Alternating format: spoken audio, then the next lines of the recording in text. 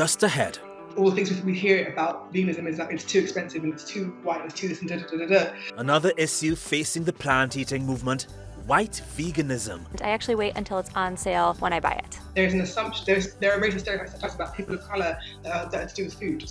What it looks like and how it affects messaging around the climate crisis. We received an anonymous complaint, very brief, in which a person told us that the monkeys were confined in horrendous conditions. Animal rights activists discover a hidden scheme in Colombia they say is fraught with greed, lies and misery, and funded in part by the US Department of Health.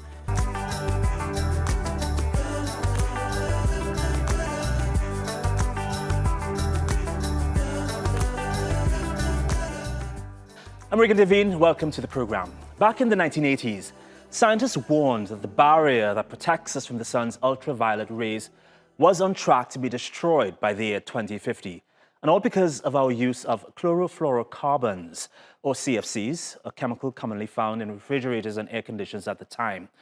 People and governments were so scared by that it led to climate action, and fast. The Montreal Protocol was created. Global action was taken, like subsidies to developing countries for alternative technology and substitute products. Now, after more than 30 years, this. Ozone layer is on track to recover within 4 decades. In a new report, a UN-backed scientific panel confirmed that the phase-out of nearly 99% of banned ozone-depleting substances has succeeded in safeguarding the ozone layer, leading to a notable recovery of the ozone layer. We're 2 weeks into Veganuary, the challenge of the year for new vegans and others looking to reduce the impact on the planet. Nairobi, Kenya has some of the best vegan food in East Africa. Our Dominic is there. Dominic. That's right, Regan. I'm in my hometown city of Nairobi, and today I'm standing in front of Bridges Organic Restaurants. It's one of the great restaurants in the city that has vegan options in their menu. Come, let's sample some of them.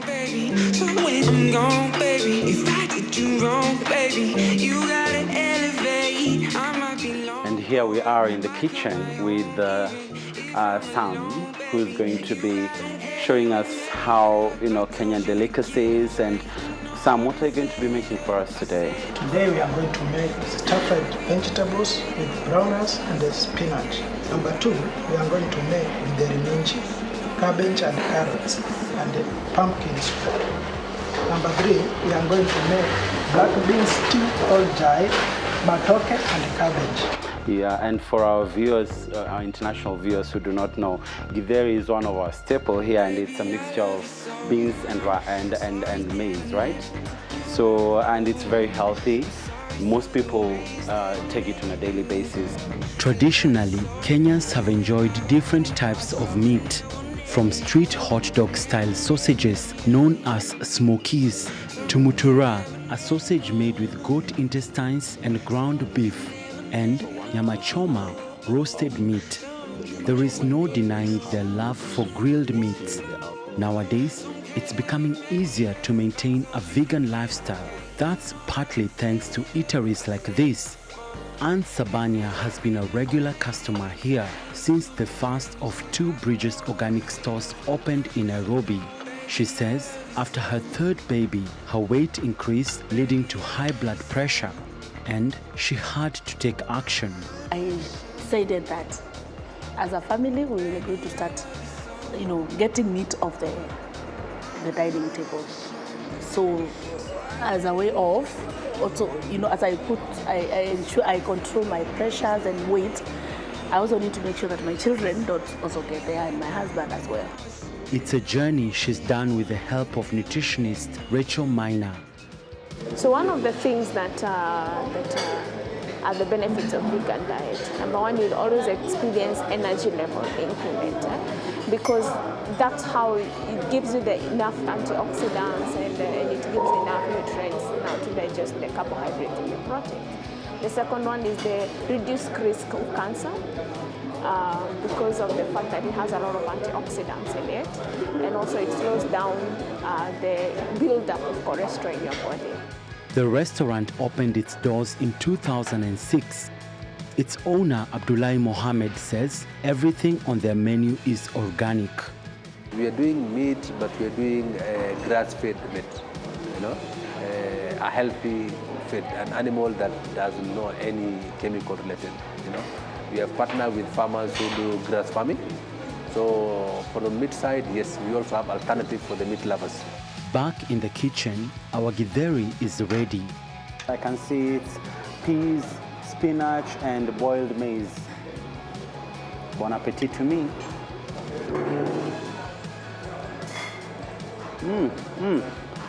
The Vegan Society defines veganism as a life without exploiting animals for the benefit of the animals, people, and the planet. The United Nations says livestock produces more greenhouse gases than other food sources, and countries worst hit by the climate crisis emit the least emissions. Last year, East Africa endured its worst drought in 40 years. More than 1 million people were displaced, while at least 200 elephants and other wildlife died in Kenya. The drought affects the elephants and even other wild animals because first it's a form of stress that makes the animal immunity to be lowered, and this contributes to the infection because the bacterial load and the parasites are opportunistic.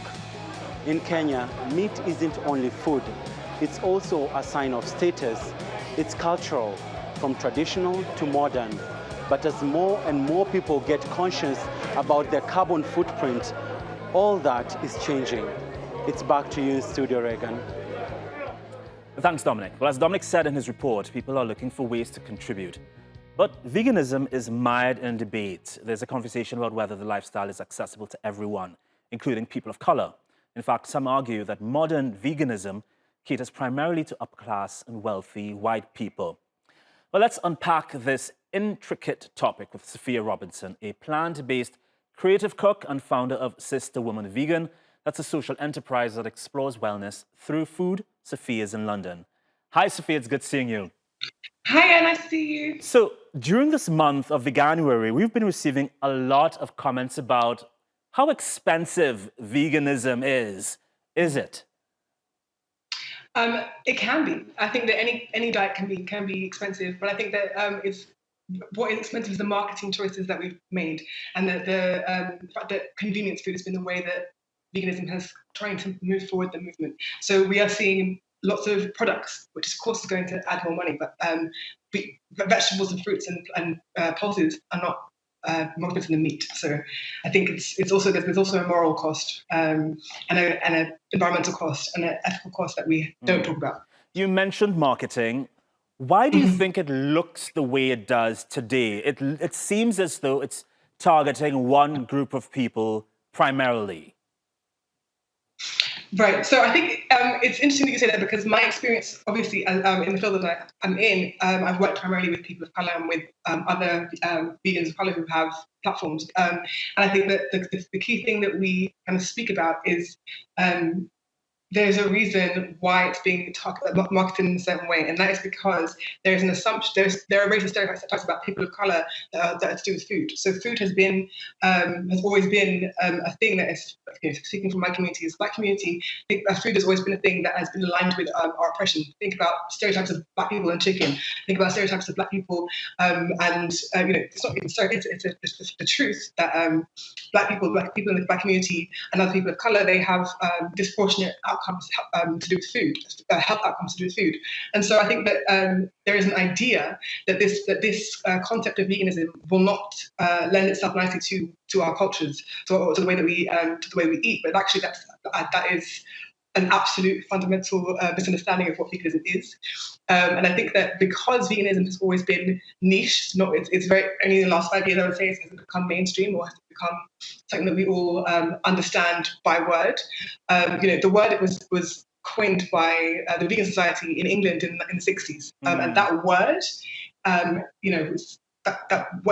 that word has been constructed to mean a certain thing and to be about a particular experience of life, living. In America, 1 in 8 African Americans is plant-based, or pescatarian, or vegetarian or vegan, and so I think it kind of speaks to the marketing being the issue as opposed to the diet itself. So just to distinguish modern-day veganism from the actual active, eating mainly plants and animals. Can you just describe briefly how far back does veganism go? Veganism, as we understand it, so veganism, the term vegan, not plant-based eating, the term vegan, that was coined in the 60s by the Vegan Society, but plant-based eating has been here as long as we have. There's always been cultural communities that have chosen not to eat meat for various reasons. They could be spiritual, they could be religious, they could be health-based, they could be environmental-based, but there's lots of different cultures. So I'm Jamaican, so part of Rastafari culture is eat night out, which is essentially a form of veganism.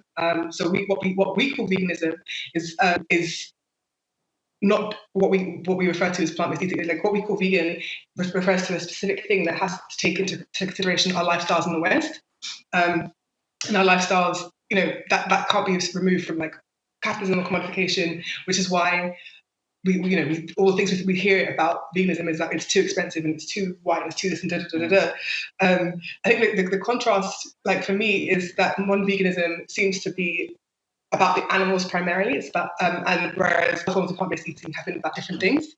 And so I would say the modern veganism right now is about basically about animal harm, preventing animal harm as opposed to any of the other reasons.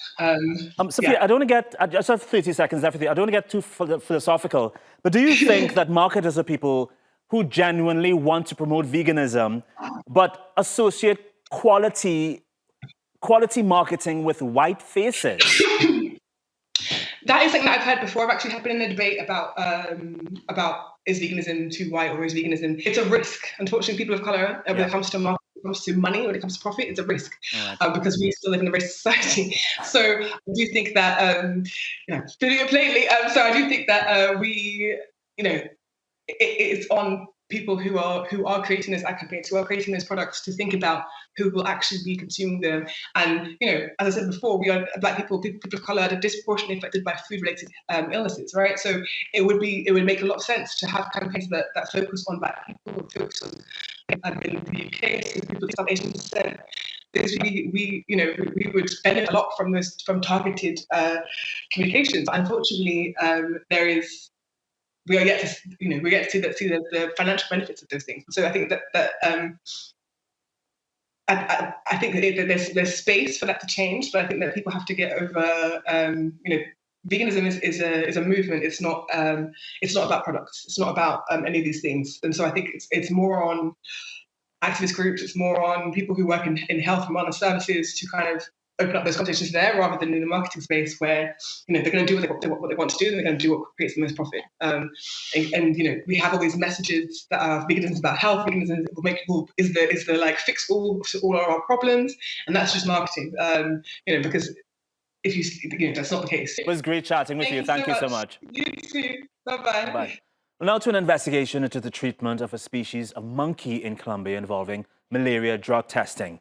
People for the Ethical Treatment of Animals, PETA, says it's discovered a, quote, scheme so fraught with greed, lies and misery that it borders on pulp fiction. Some of the images you're about to see are distressing.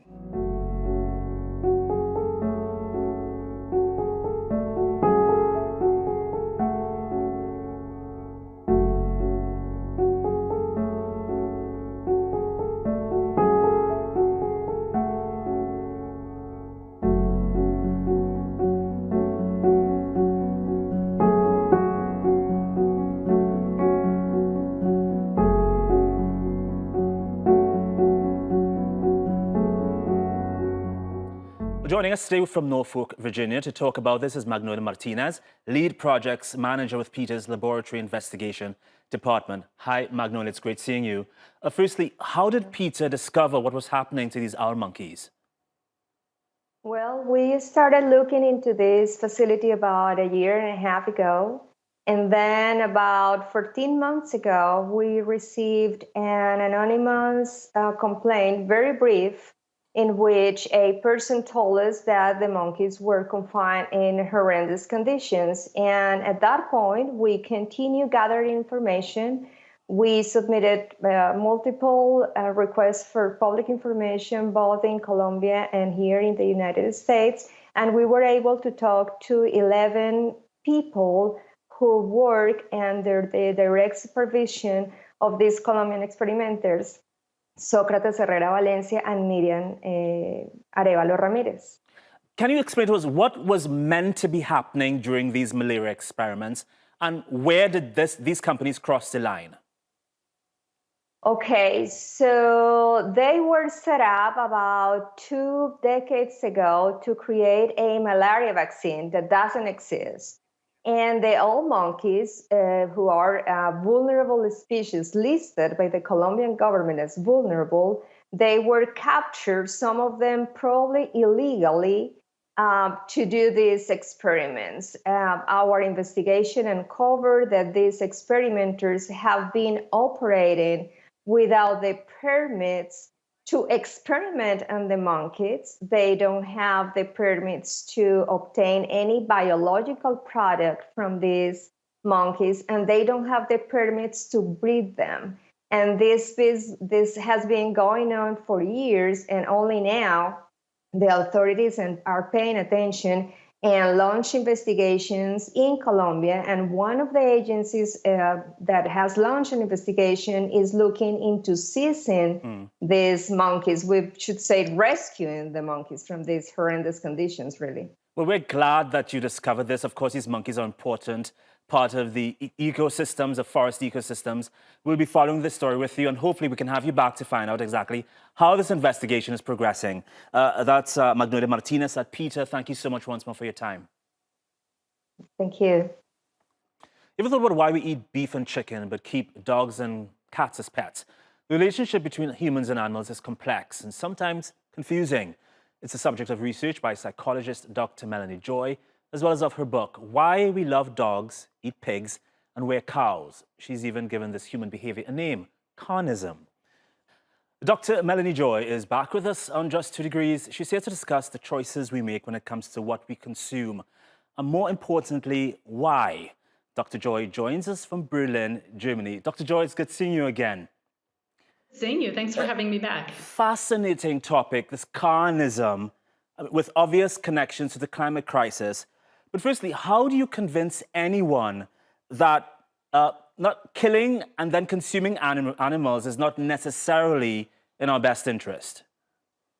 Yeah, I mean, that's a great question, especially, when we think about the fact that animal agriculture accounts for more greenhouse gas emissions than like the entire transportation sector. How do we open up this conversation? And, this issue, carnism, the invisible belief system that conditions people to eat certain animals, is playing a huge role, in my opinion, in preventing this conversation from moving forward. It's climate advocates and scientists alike are being prevented from really engaging rationally about this issue, in large part because they aren't aware of the invisible bias that we have. They aren't aware of the irrational mentality of meat that we've all inherited.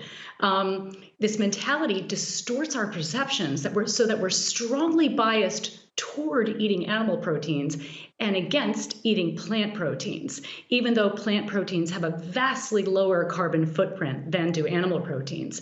I can give you an example of this irrational mentality of meat so that you and the viewers are clear about what I'm talking about, if you'd like.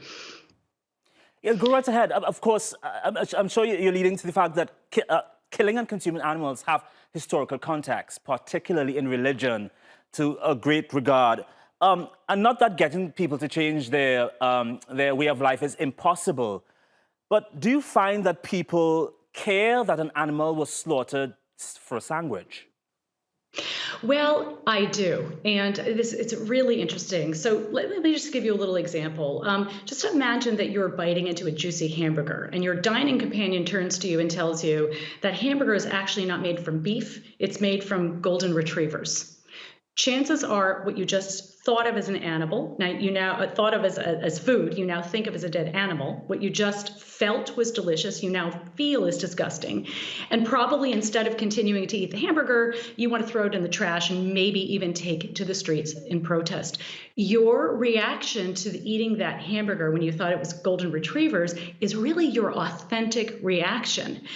Your reaction to eating beef is what you've been conditioned to think and feel. We've all been conditioned to turn off our thoughts and our natural empathy for those animals we've learned to classify as edible, and people all around the world have the same relationship with eating animals. In meat-eating cultures around the world, people all learn to disconnect from their natural empathy for those animals they've learned to classify as edible. And they often think of their own choices of which animals to eat as rational and find the choices of members of other cultures irrational and disgusting and often even morally offensive. So yes, people around the world very much do care about their impact on other animals, on the impact on their own health, their impact on the environment, even if they're not consciously aware of this.